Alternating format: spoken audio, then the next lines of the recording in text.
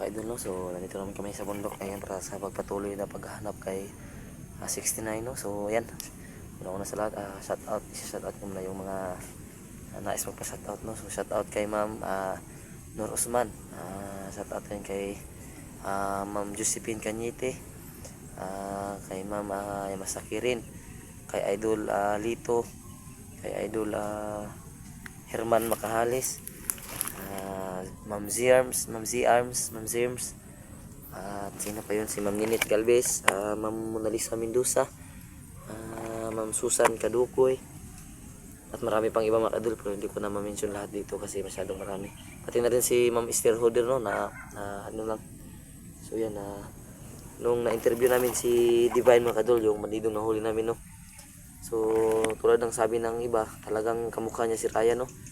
Sabi nga rin ng iba na kamukha rin ng asawa ko. So hindi ko pa natanong, no, kung may ano ba sila ni Raya, connection ba sila, kasi talagang kamukha ni Raya yung babae mga kadol na si Divine, no. So sana talaga maging okay eksplorasyon natin yun mga idol. Nung sinabi na sa amin ni Divine mga idol na ito yung manggahan na in-explore namin kapon kung saan nahuli si Divine. So ang sabi niya sa amin na mag-iingat kami kasi parami yung mga tauhan ni Grego mga idol. So sana maging safe tayo dito na makalabas mga idol. So medyo hapon na tayo nakarating mga idol kasi talagang nagsimula kaming umalis kanina. So mga 12 PM yata yun mga idol, no? 12:30 o 12:20. So nakarating kami dito, medyo matagal. Naglakad pa kami ng mga 2 oras bago nakarating dito mga idol. So ang sinabi sa amin ni Divine mga idol, yung bandido na nahuli namin babae, kailangan lang namin anuhin daw to dito mga idol papunta. Kailangan namin dumaan dyan mga idol para makaano daw dyan sa tabi daw. So sinabi niya yung kumbaga mapa mga idol ba, nagturo siya ng ano na dyan kami dumaan para ano daw baka mapuntahan daw namin yung area ni Grego. Kung wala daw yun si 69 doon, baka doon kami baka umalis daw, tapos baba na lang kami kapag wala si 69 dito sa area na to, dahil ito yung may posibilidad na dito si 69 dahil dito sila kahapon dinala ng kanilang kasamahan. So sana maging safe tayo, no, kasi dalawa lang kami ngayon ni Utol. So paki-subscribe na rin mga kaidol sa mga channel namin, no, Efraim TV mga kaidol, Efraim TV, Ranil Adventure, Amber Strike TV, Elmer Adventure, Caps TV, G Chris TV, Adventure 05, Go 69, at Logan Adventure mga kaidol, no. So yan, kasama ko si Utol ngayon dun mga kaidol. So siyempre hindi mawala ang ating baril.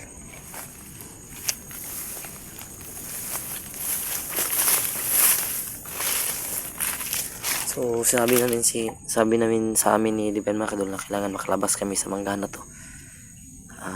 Mag-ingat lang kami kasi parami daw yung mga tao ni Grego. So yan.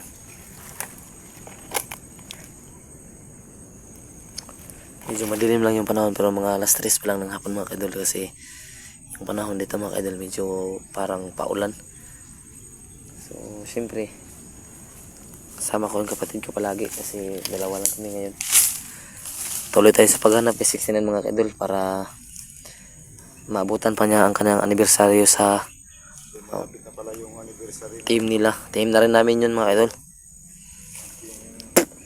malapit na po pala yung team 69 anniversary. Tuloy ba dito yung sinabi ng babae, no? Ito yung sinabi ni Divine. Kailangan makalagpas tayo sa manggahan. Kailangan magkalagpas tayo dito. Tara. Parang umulan dito. Kaya nga medyo madilim, kahit medyo ano pa, medyo maaga pa yung oras. Ito yung ano na sinabi ni Divine sa mga kadol.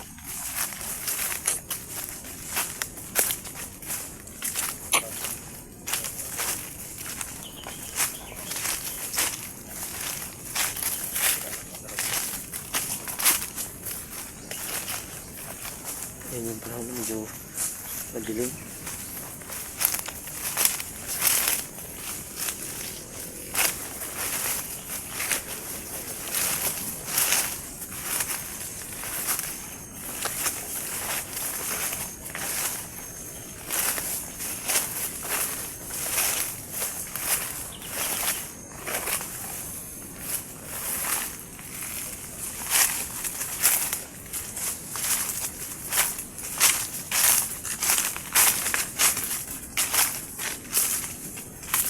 Tol, umuulan na tol.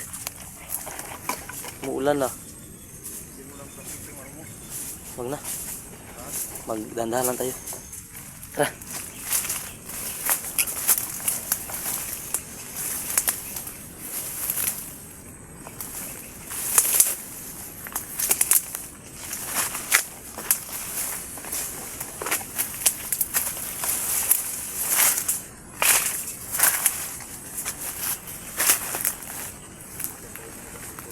Umulan na.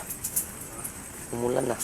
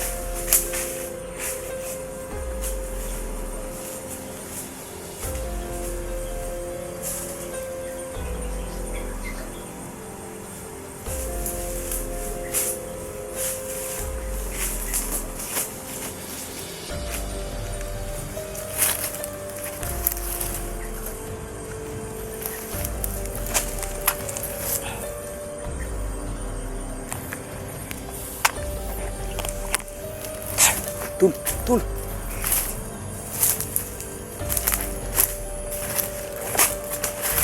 Tul. Tul. Ay, bisa na mga bandido.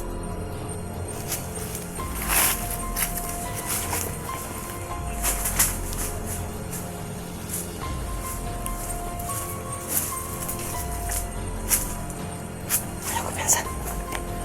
Nasa sanahan, Tol.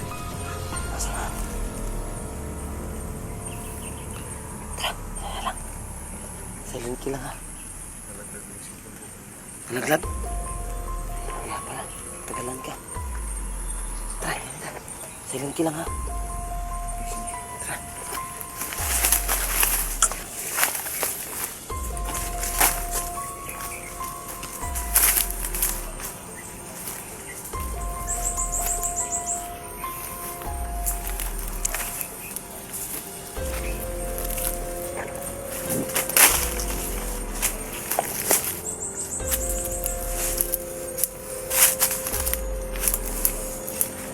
Siguro yung sinasabi nila na